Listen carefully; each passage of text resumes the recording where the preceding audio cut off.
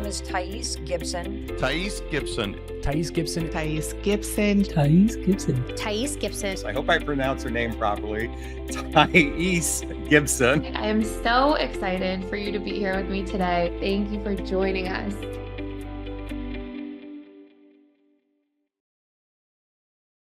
So welcome back to another episode of Can This Be Fixed? In today's questions, we are diving into a few really important topics. The first will really cover if somebody is dating an avoidant attachment style, the person suddenly leaves, but then months later or weeks later reemerges. What does this mean? What do we do about this? And can the relationship be fixed? In the second part of this, we will talk about what it's like to be an anxious attachment style who constantly and chronically dates emotionally unavailable people. And we'll dive into why anxious attachment styles and dismissive avoidance tend to often end up in relationships together. And last but not least, we'll cover why fearful avoidants tend to want to maintain a friendship with their ex after a breakup. And while this isn't always the case, what those root causes are and the times that it does tend to be the case. And I'm joined here with our new co-host for this episode, Mike, who will be here on a regular basis, diving into these topics with me. I'm really excited to dive in here today. And I'll really start with the very first question. Now, I do want to let you know that if you are joining in and listening to this for one of the first times, and you want a question answered on Can This Be Fixed, then you can actually go to the Reddit thread, Can This Be Fixed online, and post your questions, and we will dive in and have a conversation about them. So the very first question is from Amy, who's 27 years old from Ohio. And Amy says, I have been dating an avoidant for 1 year. And we were talking about moving in together when he suddenly left the relationship. There was no warning. And then he met me for coffee and said he couldn't be together anymore with no good reason as to why, even though I pressed him. I was distraught. But now it's almost 2 months later and he suddenly came back. Why did he come back and what does this mean? So I think what she's really asking is like, why does an avoidant attachment style suddenly reemerge? And I want Mike to really kick off this part of the discussion. Yeah, okay. So first of all, thanks for having me on, Thais. Really appreciate this. I feel like I can definitely add some good stuff to this, especially with my own background. I've done a lot of work on healing to become secure. Definitely former avoidant. I'd say maybe half DA, half FA. So I definitely have the avoidant sort of perspective of all this. And when I heard Amy's question, I definitely, was thinking, okay, I've definitely had this situation before in my own life. So the thing is, first of all, to answer the overall question, can this be saved? Can this be fixed? I'd say yes and no. So there is hope. So don't get distraught. It's good that your person came back, meaning that they do care for you. If they were completely cut off and were just like, I don't want to be around this person, they would have said, enough, and you never would have seen them again. They would have wanted to protect themselves and just completely push you away. So it is good that the person came back. That's great. However, of course, it's scary because you guys had future plans. And then all of a sudden, this person just said, like, they fell off the map. And then they said, we can't be together anymore. So, of course, this is scary. Imagining, hey, like this could happen maybe at any time in the future, right? So I understand, Amy, how you'd be like super scared. So a few things that popped in my head when I heard this story is that moving in together at the beginning, it sounds like a good idea for an avoidant person. It sounds like, hey, I think I could do this. Like, we get along pretty well. Things are good. Then as the time sort of comes closer and closer, there's this feeling of like, oh my gosh, like, what did I just agree to? Like, this person is going to be with me all the time. They're going to be seeing how I act, how I really am. And a lot of times avoidance, especially dismissive avoidance, have a lot of shame and they're kind of hiding a lot of, defectiveness, core wounds on the inside. So they're really comfortable sort of having people in their lives, but at a bit of an arm's length. Can we dive into that just for a second? Like, just from a personal experience, having been mostly dismissive avoidant, even with that secondary FA, did you ever have an experience where somebody wanted to, live with you or like really be in your space a lot more? And can you share, what that sort of felt like internally so people can understand that as well?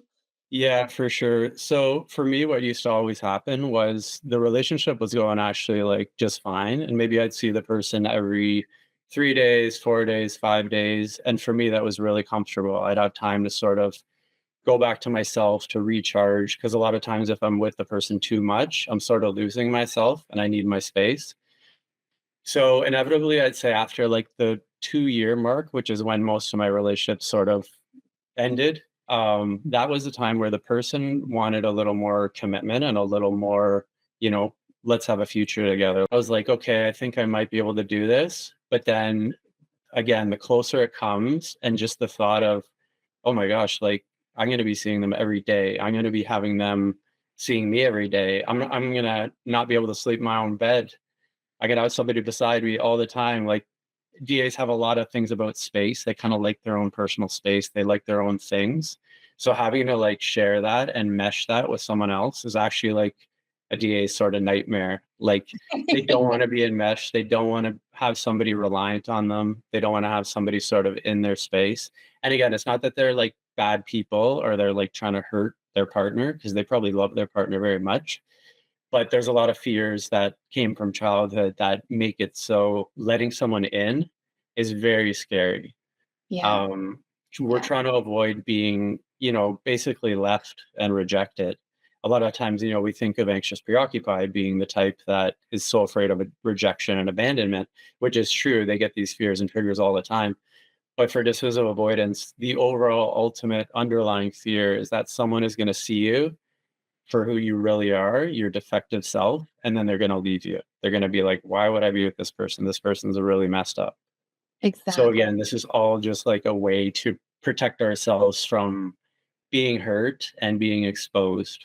So I want to ask another question about what you just said, because I think it's so useful for people to have that inside information and experience. And for you personally, if you had an experience or somebody was trying to like share the space and live together, what would you go through when you still really cared about somebody and maybe loved that person in a relationship, but then also had this like competing fear of giving up your space and of being seen and then being, rejected at a deep level? Like, what would you experience on kind of a daily basis? Would you flip flop in your head? Would you be thinking about an escape route? Like, what was that experience like for you? Yeah, I think I would just be like flip flopping from being close to them and sort of letting them know and having them feel that I care about them and love them, to then flopping to creating a bit of distance and going back into myself. And probably what was not probably for sure, what was very confusing was that I didn't communicate when I needed that space and why I needed that space. So you can imagine if somebody's giving you like good attention over the weekend, you have a nice weekend together, maybe you went on a little road trip or something. And then for 3 days after, there's like radio silence. So that's what I would kind of do, and an avoidant tends to do when there was just this immense amount of closeness and wonderfulness, to be honest. It's beautiful. It was a great weekend. However, after it's over, you almost feel like, okay, that was really close. I need to now create a bit of space here. I need to bring myself back to baseline. Because when you have that feeling that, oh, shoot, things are close now, this person thinks like we're getting married, then you need to sort of cool the jets a little bit and push the person away, which is really awful, now that I think about it. But I understand, the reasoning why that people do that. So obviously, now I would want to tell the person, and this can be rectified so easily by avoidance, to just let the person know, hey, like I had such a great weekend with you, but I'm the type where I just need like a little bit of time to reset myself and be by myself to sort of reflect and take a few moments to, reflect on the weekend and think about things, but it has nothing to do with you. Like you did nothing wrong. This was such a great weekend, but I just need, maybe like a day or so to come back to myself and just take care of some things around the house and with work and all that kind of stuff. I love So that. just simply by letting the person know why you're taking space and what you're going to be doing, this goes a million miles, because then the other person isn't stressing for like 3 days straight saying, oh my gosh, like this person might be leaving me. Like, what did I do wrong? So it's sort of just common decency to let the person know where you're at and not worry that the other person is going to get angry or get mad. Absolutely. And I think too, to your point, like when somebody's an avoidant attachment style, they think like, oh, I shouldn't have to communicate, or it's going to take all this effort to communicate, but it's always more effort not to, because then it comes out as like an argument later or a point of contention. And so you actually get to be seen and actually have your needs taken into consideration when you allow yourself to take up space. And I think that's one of the most common misperceptions is that avoidant attachment styles, because they're good with their boundaries, they're so good at taking up space, but like not really. It's not really how it tends to be. They tend to often struggle with that, in a really big way. So I love that you shared a little bit of that personal experience there, from when you were dismissive avoidant. And I want to go into Amy's question a little bit more. So she says that there's no warning and that, he leaves sort of all of a sudden. And I think to your point and a lot of what you shared, like there's usually a big backstory. You may not see it and it may not be without warning externally, but usually that person's going through this internal kind of bubbling of those events, feeling like, oh my gosh, this is a lot for me to take on. A lot of those fears of that deep rejection, of being seen as defective, we know are the big core wounds. So going into the can this be fixed part, I'm going to give a little bit of feedback about what I think, and then I'd love to also hear yours. So I think in Amy's case, and sort of what you said as well, it's like a yes and a no, right? It's like it can be fixed, but I think the most important thing is this person willing to do the work, right? I really think that when somebody's coming back after a breakup, especially when the breakup wasn't handled with a lot of care, we really have to imagine that we're going back to the dating stage of a relationship again and starting over. And the dating stage is generally like somewhere between 2 to 4 months, sometimes all the way up to 6 months. And it's really about us vetting somebody. And so if somebody leaves out of the blue, if it was the very first time, I do think it's okay to give people the benefit of the doubt sometimes, but not blind benefit of the doubt. Benefit of the doubt where it's like, I'm actually going to see, can we talk about why this happened? Can we talk about what the root causes were of this issue? Is this person willing to do the work to overcome those fears? And am I seeing that in their actions rather than their words? Because people can come back and say, I miss you, I made a mistake. I wish I didn't do this, but then do they show with actions that they're willing to do the work? And I think that's such an important point. And, I know Amy also asked in here, like, why did he suddenly come back? What does this mean?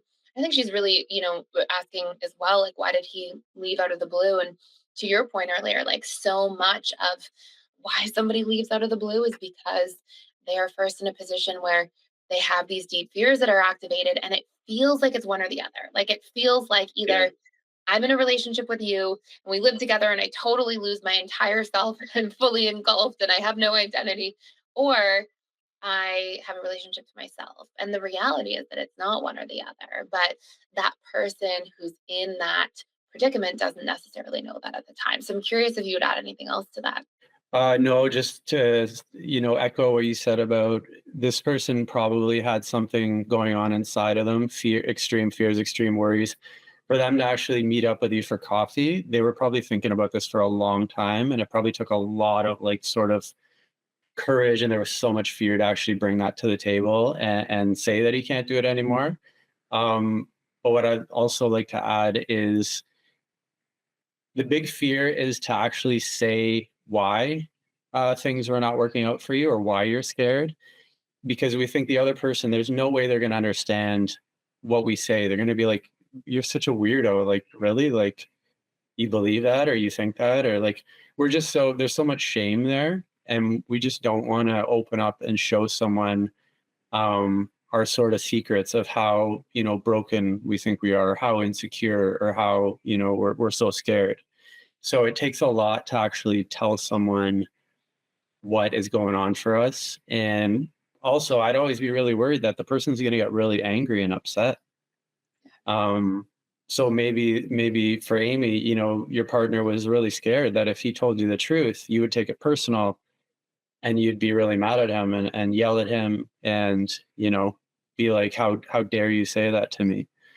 So I don't know if we're getting on to like how to solve this now, or I just think one of the best things you can do, and this would have helped me a lot, is if my partner would have said, listen, I don't care what you say to me right now. Like, I won't judge you. I won't, I might be a little upset or hurt or disappointed temporarily, but I would rather know what's going on in your mind, like how you feel about certain things. And then maybe I can try to work with it, There's nothing you can say that's going to turn me off, that's going to make me think, oh, you're such a weird person, I don't want to be with you. Like, that's just way too weird.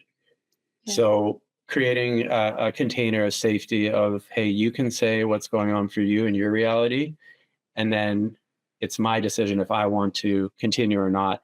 But there won't be any shaming, there won't be any me getting angry or yelling. I just would want to know that there's a safe place that I can share totally who I am and not be judged and not be sort of persecuted for it. I love that. And I think like you're speaking to such an important point, which is whenever there's childhood emotional neglect and a child can't really get their needs met, they're going to feel shame for so many things because that's just the effect of when that takes place. And it's such a big part of our programming if we go through that. And so it's like, there, even if Amy is, if Amy has times where she gets angry or frustrated, but even if Amy is a perfect angel, like those things are going to happen and that person's going to internalize and feel like there's all this shame. And it's funny too, because like avoidant attachment styles, dismissive avoidants tend to shame themselves for things that are like literally not even shameful, for little things that everybody does, but it's such an important thing. And I think the more there's that transparency around Amy being able to understand what happened and why the person left, then those roots of the issue can actually be solved and tackled. And so being able to create that container, like you said, of safety, so that then there can be an open conversation is really what's going to build the foundation for what happens next. And then it just goes back to start from the dating stage, vet, talk things through this time around, making sure that this person isn't actually just going to go back and repeat these patterns and vice versa. And that's where we're going to see that needle move. So I love all of this. We're going to take a quick break. And when we come back in this next part of Can This Be Fixed, we're going to dive into a young woman named Orlando who's 31 years old from Texas, who's anxiously attached and finds herself constantly dating emotionally unavailable people. So we'll discover what that means, why that happens, and why anxious and avoidant attachment styles often attract each other in relationships. Welcome back to Can This Be Fixed? In this part of the episode, we're going to talk about being anxiously attached and maybe finding yourself in a situation where you constantly attract people who are not available or ready to commit in relationships. There are actually really specific reasons as to why this happens, and we're going to dig into those right now. So we have a question coming from Orlando, who's 31 years old out of Texas. And she said, I am anxiously attached, which I've recently discovered. I'm a 31-year-old female, and I constantly date emotionally unavailable men. Now that I understand more about attachment theory, I want to know, why do I always end up in relationships with avoidant men? Why do anxious and avoidant attachment styles tend to attract each other? Can I even make these relationships work or fix them? So I want to hear where Mike wants to start with this, and then we'll dive into some more stuff here. Okay, yeah, the old anxious avoidant trap, or whatever you'd like to call it. It's sort of nature's cruel joke that always brings them together. But there's a reason for it. It's not just to frustrate these couples. But Orlando, you're not alone. Just to let you know, from an avoidant standpoint, both are attached to each other. Well, I'll start with my side of the tracks. I would be very attached to an anxious type person because in childhood, I didn't get a lot of like sort of emotional warmth. So when I was like sad or crying or really upset, I didn't really have someone there to like hug me and kind of stroke my hair and tell me, everything's going to be okay. So when we get that, we're just like, wow, this feels amazing. Like, we can't believe that somebody's so nice and willing to like hold space for us, and just there's so much give. Whereas the avoidant is a little bit more energy stingy. What's a nice word, Thais? Energy, like bandwidth, basically. Bandwidth, exactly. It's not that they're like born stingy, but like they just don't have the bandwidth, so they can be very sort of have to budget their energy and how much they give to another person. Whereas anxious people can like give, and not seem to deplete them. And they're happy to give, and they love giving. So what goes well together? A taker is going to attract a giver. The giver is just going to keep giving, and the taker person is going to keep taking. And that's why the avoidant is like, wow, this is amazing. Like, I've never really had somebody give this to me, give their heart, give their feelings, give their time, give their energy so much. So it sort of feels amazing. Like, you're just like, wow, I've never felt this before. It's usually me against the world. It's me trying to do everything myself. And now that I have this amazing person, that they just keep giving, and when I want it, yeah, I'll take it. That sounds so terrible as I'm saying this, and I No, but it's apologize. like this deeply unmet need. I think we all do this in different forms. Like when we have these deeply unmet needs that we're starving for from childhood and somebody gives them to us, we tend to like really seek them out. Every attachment style has variations of that. And I think with that like love and supportive energy that somebody brings into a relationship, it's like really meeting those deeply unmet needs. So I think that's so important. I want to ask you a question from more personal experience. Mhm. When you were an avoidant, did you find that you ever feared the person like running out of that? Or did you ever find that you were like, oh no, what if I'm not giving enough back? Or was that sort of on the periphery and you were just present in the experience of connecting with the person? I think the fear was actually more so that I was going to become too enmeshed or too attached to them. So it was nice getting those nice things given sometimes, but then when it was time for a break or time to like get some distance, it wasn't easy always to get. Anxious type generally wants to have more of your time, more of your energy, more of your seeing you, which is lovely. But for an avoidant, they're going to lose themselves in that, and they're going to maybe have some resistance because they want to have their alone time as well. Um, Yeah, for anxious types, relationships are like number one on their list of like priorities. Like when they're in a relationship, their relationship is like so important, and kind of everything else takes a back seat. And they, for anxious people, they can't really understand how an avoidant wouldn't be the same. Like, how could they not prioritize a relationship as priority number one when really an avoidant can be more into their career at the moment or more into other areas of life? And a relationship is nice to have, but it's not something that they are thinking about all day, every day, and like need to be around all the time. absolutely. So, And I yeah. think too, like we all have, and I love what you said there.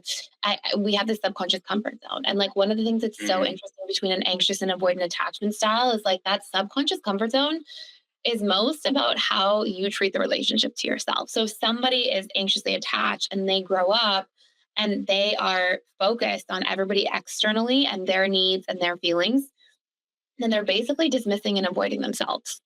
And so here they are, and their subconscious mind, when somebody comes along and has those similar micro expressions or body language or tone of voice, they end up being like, oh, this feels so familiar. It's the butterflies, it's all the feels around that. And so then they'll invest in those individuals. And it's why anxious attachment styles always end up, or very likely end up, originally dating more avoidant individuals in relationships. And that's both fearful avoidance and dismissives. And I can say from my perspective as somebody who was very fearful avoidant, pretty like dead center fearful avoidant, but I found myself leaning anxious, obviously, in relationships with more dismissive avoidant people or leaning avoidant in relationships with more anxious people that I dated. And I definitely dated kind of a variety of people throughout my early life. I would find myself, you know, literally attracting people who represented what I was struggling with the most in relationship to self. So, like, one example is being with somebody who was dismissive avoidant years and years ago. Well, I was literally in a position where I was dismissing and avoiding my own feelings and needs in the prioritization of somebody else. And so you find yourself in this position where it's like, well, it makes sense that we keep diving into those things because it's our comfort zone of familiarity. And at the end of the day, our subconscious mind just wants that comfort zone of what's familiar because it equates it to safety and thus survival. And so we'll often see anxious and avoidance be in this sort of cycle this way. And I'm curious if you ever saw with like clients or in some of the peer support groups and PDS, people breaking out of this cycle, because I know I see this all the time, but breaking out of this cycle when they started healing the relationship to themselves. It's like I become securely attached to myself, and then all of a sudden, people want to invest more specifically in other secure people. Yeah, definitely. There's one person that pops in my head. I won't say their name. I would love to because I know she'd love the shout out. But she was highly anxious before and did like a ton of work and was in personal development school. I'd see her at all the routines, all the webinars. She just went all in on her healing. And she knew at the time she was very anxious, and she knew she got into relationships and stayed way too long. That wasn't good for her. So what she did was she took like a year or two off from dating, just said, I know that I have this sort of issue that I need to heal. And she really went all in on like, pouring into self love. She was very good at giving love to someone else, but not giving it to herself. poured self-love into her. She felt maybe not good enough, so she just did the reprogramming exercises to feel good enough. Then she didn't need someone externally to sort of show her, "Hey, you're good enough." So it's the AP core wounds that she knew that she had. She did the reprogramming. Anything that she saw that she was giving to someone else and not giving to herself, she like plugged all those holes. And then she went back into the dating world and it was like a game changer. So she'd go out on dates and she was so much more selective instead of just like, oh my gosh, first date, I need this person to like me. I have to act a certain way. Like it was all about this person liking them was like the goal. Now she was sort of rejecting people if she's like, no, we don't have the same sort of values in life, or no, I didn't like the way they made me feel. I wasn't feeling open. It's just so beautiful to see that she now values herself so much that she's not just going to let anybody come into her life. And especially not someone who's going to cause ruckus, like be I toxic love or like take from her and not give back. So I love that I for love her. And I'm excited for her sort of future relationships and hearing how that. they go. That is such an amazing story, and I think it's so Yeah. important too, like, sometimes people are like, "Oh, then it's gonna take me so much longer to find somebody when I'm more selective," but the reality is, it usually never works like that. It's usually that, yes, it takes you a little bit longer initially to find somebody who's the right fit, but it usually Mhm. saves people years of time from being in relationship after relationship that fails, it's the wrong fit, because they didn't do that initial work to begin with. So, such a cool story. Can I add Well, one more thing, and maybe you can back me up on this as of well, course. and this might give Orlando some idea of maybe why this happens. From what I've heard as well, let's say like you're a female and your father was the one who was maybe not giving you the emotional attention that you wanted, and sort of a lot of your AP wounding came from maybe the parental figure was not there all the time. Sometimes they were there, sometimes they were not. So is dating the avoidant representative of the parent that you wanted their love and you wanted to prove to them that you were good enough? So this is sort of your second kick at the can, or like another opportunity to get that love that you always wanted as a child. Can you back me up on that one? Is that another aspect of why this could be happening? Well, 100%. Like, of Mm, course, we have this. It's there's something called repetition compulsion, and it basically is this dynamic of us often going through these repeated cycles. And I think at its root, it loops back to the same thing. It's like that subconscious comfort zone. But we definitely, in relationship to our conscious mind, tend to think like, "Oh, I'll win them over this time around." It's like these unmet needs to finally get love the way that we wanted. And if this person mirrors back how we were treated in childhood, not only does it come from the subconscious comfort zone of core wounds, but also we think it's an opportunity to meet our deeply unmet needs, finally get the needs to be seen and prioritized and important this time around. But the problem is that we end up doing it with the same types of people and situations. So, mhm. absolutely love that and couldn't agree more. So, to summarize so much of what Mike said, that I think really hits the nail on the head for how to heal, so much of our healing comes from plugging those holes that Mike talked about in our bucket. And so much of that literally relates to what are our deepest unmet needs from childhood and how can we become somebody who pours those into ourselves. And the idea isn't to pour these things into yourself so that you're the only one that meets your needs. No, the idea is that we want interdependency, meaning that I can be a master of knowing and meeting my own needs as a means to self soothe and feel more secure and confident. And I can be a master of communicating my needs and allowing myself to receive from others at the same time. And that keeps our buckets filled at least halfway so we don't feel like if we're anxiously attached, we're constantly going to the gas station with our gas tank fully on empty, praying that the gas station will be open. And that panic is so much a representation of what anxious attachment styles feel because those buckets of their needs are often not filled by themselves in any manner, which leaves them constantly running on empty. And I think also reprogramming those wounds, as Mike mentioned, being able to go in and, challenge those concepts that were always going to be abandoned and not always be jumping to those conclusions goes a very long way. So, in the next part of this episode, when we come back after this short break, we are going to talk about Mimi's story, who's 36 years old out of Arizona. And she's basically asking, why did a fearful avoidant ex reemerge? What does this mean that they've now come back? And they suddenly want to be friends. Is there something more to the story? And is this something that we can fix? Welcome back to Can This Be Fixed? In this part of the episode, we're going to talk about Mimi's story out of Arizona. And Mimi says, I dated a fearful avoidant for 3 years. and things ended quite badly. I'm anxiously attached, and it was a very hard breakup for me to handle. However, as time passed, it has now been about a year. This person has come back into my life and now said he wants to be friends. What does this mean? Why does my fearful avoidant ex want to be friends? Is there something more to this? And is this something you can fix? So maybe I'll actually kick this one off for a moment as somebody who was very fearful avoidant. And I can actually really relate to this. In my younger years, when I was fearful avoidant before really diving in and doing a lot of this work, I basically found two polarities and extremes. If I was in a relationship and never really let that person in, I joke with people all the time, fearful avoidants are often vulnerable about things they're not actually feeling vulnerable about. Like you'll share your childhood or the stories or these overarching themes, but like you won't often share those deep things that you're really like feeling truly vulnerable about presently with people.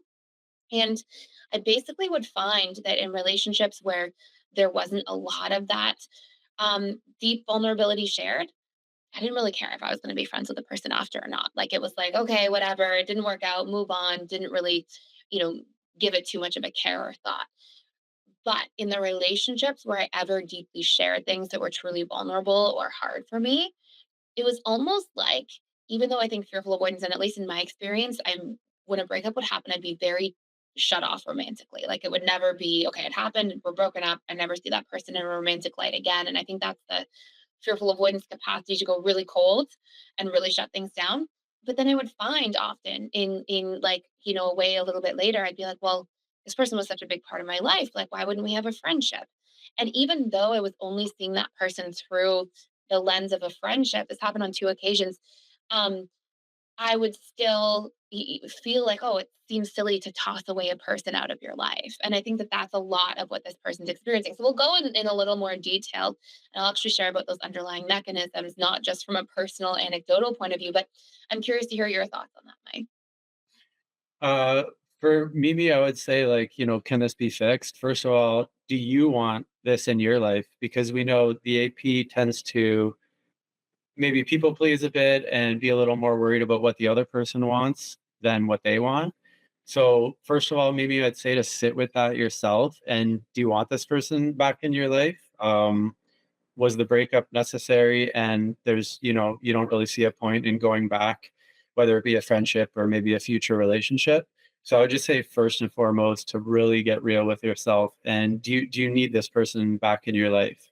Because you might be inviting in some of the old things that happened before that probably led to this really hard breakup. So ask yourself that first.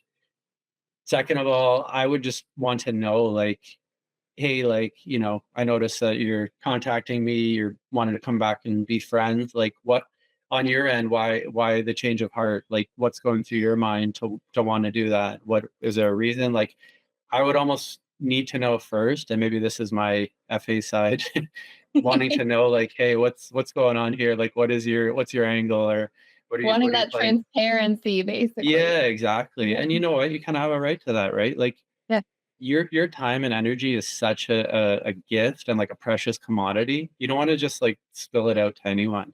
So I would want to sort of get real and just say, be vulnerable and let them know sort of how the breakup, how hard it was for you if they didn't already know, how the last few months have been, and sort of why you think it's a good idea that you should be friends again.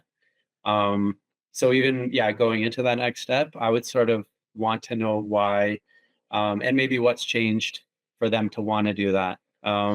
If sort of nothing's changed and it just sounds like they're bored and maybe they miss your company or miss, some nice things you used to do. Because again, APs, they're lovely to be around. They're such giving, wonderful people. Just make sure that they have sort of true intentions. And if there's genuine, maybe remorse or genuine, hey, I think you're an amazing person. I want to at least have you in my life as a friend. Yeah, I would say just to gauge that first before letting them back in, because that's once they're back in, they're back in. So be very selective there. What would you I say, love Thais? that. I love that. I think that it really speaks to like the different sort of variations of what can happen because, I can tell from personal experience, like one person that I dated when I was fearful avoidant, I broke up with, I came back, and I came back honestly because I missed the person, but I was never in a position to like have a relationship with that person. Like I wasn't interested in that. I didn't think it was going to work. And it was almost like just the comfort or familiarity of that at the beginning and wanting that to sort of be the friendship. And in my mind, I knew that. And I wasn't even trying to engage in a romantic way. But that person was much more anxiously attached. And in retrospect, and I mean, this is like 15 plus years ago, but in retrospect, that was probably very unfair to that person because for me, I could handle that. I could be friends with an ex because I wasn't feeling those romantic feelings in the same way. And I still wanted that comfort or dynamic there. And I think we all tend to kind of assume ourselves onto others. Like we tend to think, oh, well, I could do a friendship right now. So maybe this person could too. And really, it's going to be so different based on attachment styles. And so to Mimi's point here, I think it's so important what you said, which is, do you really want to be friends with this person? Can you be friends with this person? Like, is that going to be something that rips the Band-Aid off and is really, really painful for you? Or is that something where you're like, well, I'm actually only engaging with them as a friend to hope to get back together? And if that's the case, then we need to be starting right from scratch once again, where we're like back in the dating stage with somebody. Like, what didn't work the last time around? What would we do differently this time around? And I think when people are thinking of getting back together with somebody, the most important things that we want to cover are our needs. So much of like a relationship flows or dies because of the exchange of needs being met. If both people feel like their needs are understood and validated and met, we usually have a pretty healthy, thriving relationship. But if they aren't met, and especially if we don't know how to even communicate about that or find a way through that, then it instead becomes really difficult and challenging and confusing for people. So making sure that if you are thinking of getting back together with this person, well, what needs weren't met the first time around? What boundaries did you each have that maybe weren't worked through? And what were the big relationship wounds or fears that you didn't find a way to convey in a healthy form? And can we do that differently? And for even considering getting back together with the person, to Mike's point, we have to get those things really clear first. Is that what we want? Is that what the person wants? We are owed that certainty. Absolutely. If somebody reemerges, that's a healthy thing to ask for. And then once we have that transparency and understanding, we can then, if we are considering getting back together, move at it from that perspective or direction. And I'm curious if you've ever had an experience, Mike, where you were with somebody who was fearful avoidant and they, reemerged and thought of getting back together. And if so, how you even handled that? It usually just didn't work out because neither party did anything different or like didn't do any work on themselves, didn't understand, their own needs, didn't do any personal work. So if it did come back, it was very short-lived. And, we tend to forget sort of the negative things and then very quickly remember why we didn't work out in the first place. So honestly, like going back with someone, it's fine, but I believe you're just gonna sort of find out exactly why it didn't work the first time. And if no one's really like done like zero self-work or introspection or at least take accountability for their side in the relationship and maybe try to figure that out and grow that way, I just think you're going to have the same situation over and over. Maybe that sounds a bit negative and a little bit No, I think that's pessimistic. honest. No, I mean, it makes perfect sense unless somebody's in that position. And honestly, I would see this time and time again in my practice or even through PDS and our programs we have. Like if people are not actually doing that work, of course you end up exactly where you started. And of course, those same patterns are there in the same programs for each person. And it's a one-track path towards ending up in that kind of situation. So I think that honestly needs to be addressed and seen and hopefully heard from anybody listening. And I think just to take that a step further, both people have to be willing to do the work. Even if both people aren't doing coursework or in counseling, both people need to be communicating differently. Even if one person leads and the other person follows, or both people need to be willing to talk about boundaries in a different form or share more vulnerably. Like we need to see those actions put into place.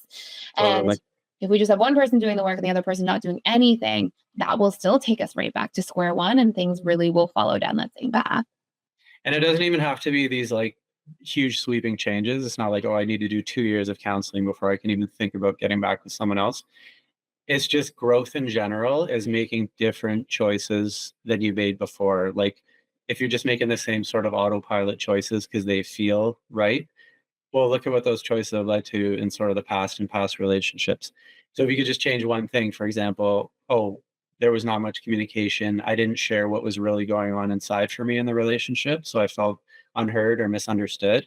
Okay, then if you want to go back and try with this person, it's going to be up to you to share a little more what's going on inside of you, to be a little more vulnerable so you're not misunderstood by the other person. But like I said, if you just want to come back and just be like, oh, let's give it another go, like I'm sure it'll be fine this time around. I don't think it's going to work again.